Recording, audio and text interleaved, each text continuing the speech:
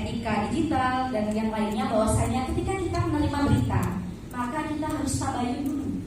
Kebenarannya ini benar gak sih? Kita saring dulu ya. Oh ternyata ini benar. Oh ternyata ini salah.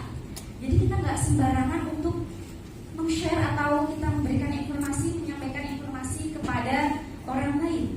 Karena dampaknya kita nggak tahu ya teman-teman. Dampaknya sangat luar biasa. Nah, selain hoax yang banyak kita temui, ada lagi berdasarkan kasus ujaran kebencian ya, dari cerita responden, bahwasanya dikategorikan menjadi 3 ujaran kebencian, yaitu ujaran kebencian, isu sara maupun ujaran kebencian terkait gender. Bisa kita lihat bersama-sama. Ujaran kebencian terkait penyandang disabilitas ini sebanyak 23%, sedangkan isu sara yang beririsan dengan politik identitas itu sebanyak 62%, dan juga ujaran kebencian terkait gender ini sebanyak 15%. Artinya teman-teman semua perlu mengindahkan adanya hal-hal konten-konten yang sifatnya itu negatif, tidak baik, dan merugikan diri kita maupun orang lain. Ini harus kita sharing atau kita saring bersama-sama. Begitu ya.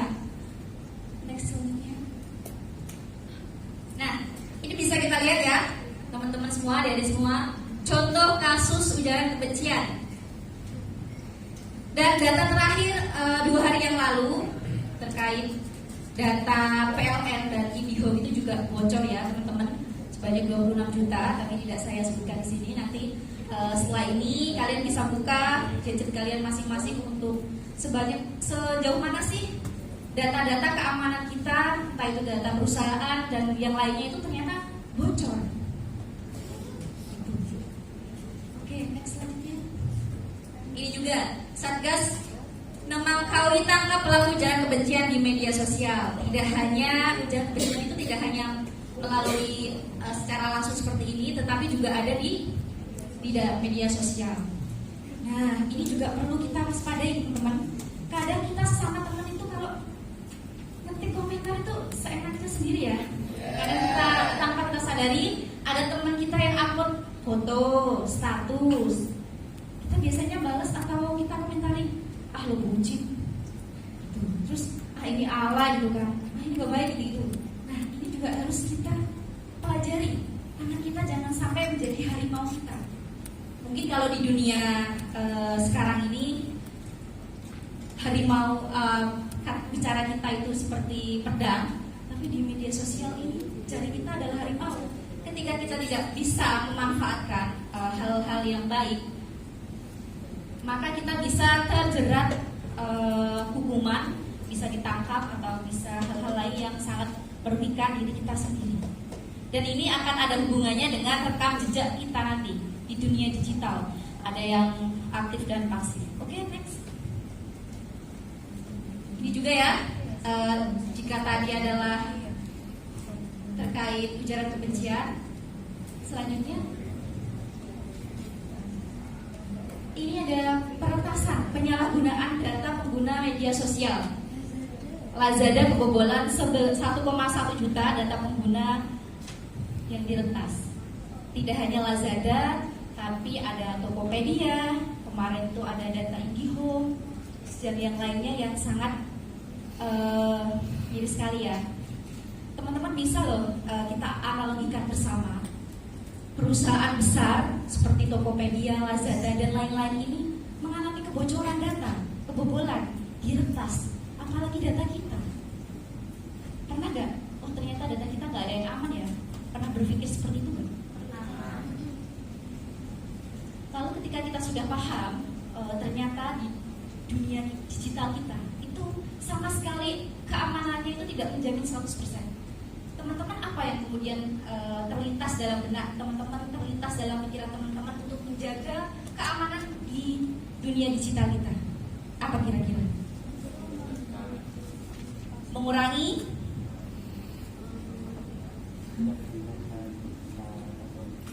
tidak menyebarkan password.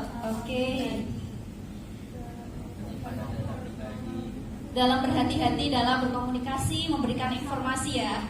Terutama ketika nama ibu kandung, nama lengkap kita, alamat kita, nomor handphone kita, email kita, nomor KTP kita. Udah punya KTP ya?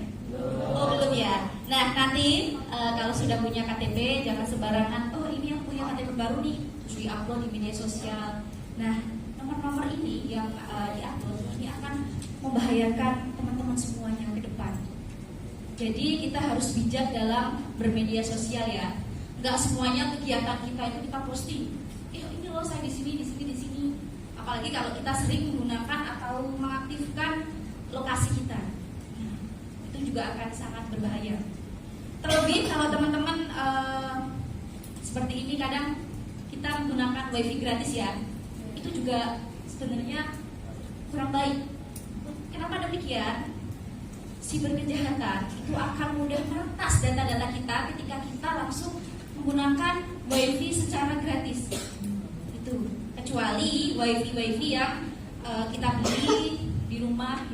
Kalaupun memang terpaksa, jika ada notifikasi entah itu marketplace, terus data-data lain, itu jangan langsung kita klik untuk menghindari sadapan atau retasan media atau privasi yang kita punya.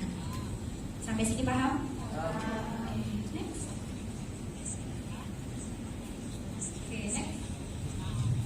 Nah ini teman-teman, resiko mengabaikan keamanan digital. Yang pertama, penyalahgunaan data pribadi yang bocor. Ketika ada orang yang tidak bertanggung jawab menerima data-data pribadi kita, sebenarnya ini digunakan untuk melakukan penipuan, untuk melakukan tindak kejahatan, untuk menyebarkan hoax, untuk memberikan provokator antara pihak satu dengan pihak yang lainnya.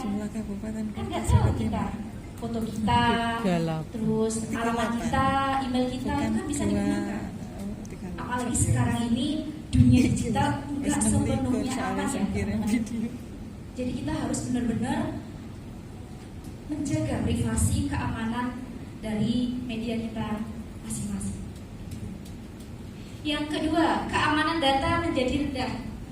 Kalau sudah diretas, dibobol oleh pihak yang tidak bertanggung jawab, maka kita harus ngapain? Data kita sudah diambil, password kita sudah dibobol, otomatis kita mau masuk di akun kita kan nggak bisa. Nah maka untuk meminimalisir ini, teman-teman harus sering mengganti password. Iya benar, mengganti password. Biasanya kalau Kominfo di buku literasi digital Kominfo itu disarankan sebulan sekali teman-teman harus mengganti password. Biasanya kan teman-teman lupa ya, semua akun, semua sosial media itu kita memberikan kata sandi yang sama. Iya nggak sih? Bener kan? Apalagi untuk memudahkan kita menggunakan tanggal lahir atau simbol-simbol yang sekiranya mudah kita pahami, mudah kita ingat. Iya nggak sih? Benar sekali. Kalau memang orang-orang yang tidak bertanggung jawab ini memanfaatkan data-data kita melalui password-password yang mudah kita berikan pada orang lain. Jadi kita sebisa mungkin teman-teman harus menjaga passwordnya ya. Entah itu kepada orang lain, entah itu kepada keluarga dan yang lainnya. Sebisa mungkin teman-teman harus mengingat password yang sudah diganti minimal sebulan sekali dan yang lainnya. Jangan sampai password yang kita tulis itu mudah dipahami atau mudah dilacak oleh orang lain, gitu ya. Ada yang ngantuk teman-teman? Nomor 3, menimbulkan hoax. Seperti yang tadi sudah disampaikan bahwasanya ini juga bisa menimbulkan dampak negatif yang enggak sederhana ya teman-teman. Nomor 4, dapat menimbulkan ujaran kebencian, sama halnya dengan itu tadi. Yang kelima terakhir, meningkatkan intoleransi. Banyaknya berita hoax, terus ujaran kebencian, ini akan meningkatkan intoleransi kita terhadap sesama. Selanjutnya, nah ini teman-teman, tanpa kalian sadari, semua yang kita lakukan di media sosial itu ada rekamnya, ada videonya, ada kameranya. digital yang sifatnya itu pasif dan sifatnya itu aktif. Bisa dilihat teman-teman, yang sifatnya pasif itu dilakukan secara tidak sengaja dan sifatnya ini tidak berbahaya. Misalnya teman-teman browsing di situs web ya, atau searching di Google atau hal lainnya, ini akan secara otomatis IP kita tercatat dalam riwayat pencarian. Tapi ini bisa dihapus ya teman, karena ini sifatnya tidak berbahaya dan sifatnya ini tidak sengaja. Yang kedua adalah rekam jejak yang sifatnya aktif. Aktif di sini dilakukan secara sengaja.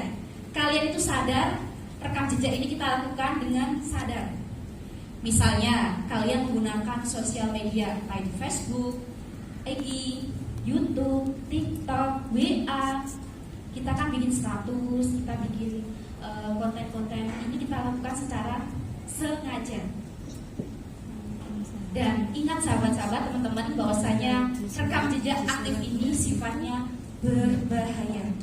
Jika tangan-tangan kalian adalah harimau, maka sebisa mungkin mengurangi konten-konten yang sifatnya itu negatif. Karena jika kalian tidak mengindahkan jari-jari ini untuk hal-hal yang sifatnya negatif, maka sudah secara otomatis ini akan menjadi rekam jejak yang jahat buat diri kalian sendiri. Seperti misalnya selain kita bermedia sosial, ada juga kita biasanya diminta untuk mengisi formulir. Nah, itu juga secara tidak sengaja menjadi hal yang sengaja dan sifatnya berbahaya. Jangan sampai kalau kita misal diminta untuk mengisi formulir, misal oleh Kemenag nih, tidak apa, karena kan Kemenag bisa mempertanggungjawabkan data-data privasi kalian, tidak disebarluaskan. Akan tetapi ketika kalian mengikuti atau mendaftar ya akun-akun untuk mengikuti kegiatan lainnya, baik pelatihan A, pelatihan B, pelatihan C, ini kan sifatnya sengaja. Dan kalian ketika memberikan informasi ini juga harus sengaja. Jangan sampai apa yang mereka minta untuk diketikkan, oh datanya seperti ini, namanya, alamat, nomor HP, handphone, email dan lain-lain. Jangan sampai, kita harus cek dulu. Kira-kira ini benar gak sih dapat dipertanggungjawabkan, ya. Dan hal lain yang berkaitan dengan data. Secara sengaja ketika kita diminta untuk memberikan data, maka secara otomatis ini adalah merupakan jejak digital. Pernah gak sih teman-teman ketika mendownload aplikasi itu kita diminta untuk memberikan atau mengizinkan video, kamera, kontak dan lain-lain itu diaktifkan. Itu juga perlu kita perhatikan teman-teman. Misal ada salah satu aplikasi ya, Center misalnya. Ketika handphone kita nggak ada senternya, kita download Center. Nah, Center ini untuk mendownload, untuk bisa dibuka, itu kita harus mengizinkan data kita, kontak kita, lokasi kita, foto, video, ini juga harus kita perhatikan. Masa cuma aplikasi Center kok mintanya akses semua privasi kita? Nah, itu juga harus diperhatikan. Tidak semua aplikasi itu bisa dipertanggungjawabkan, maka harus hati-hati. Aplikasi apa yang misalnya tidak sesuai atau tidak memberikan manfaat bagi kita, maka segera untuk dihapus atau tidak digunakan lagi. Gunakan apa yang menjadi kebutuhan kita, apa yang bisa kita manfaatkan. Jangan mentang-mentang HP kita memorinya banyak gitu ya, semua aplikasi di download gitu. Jangan ya.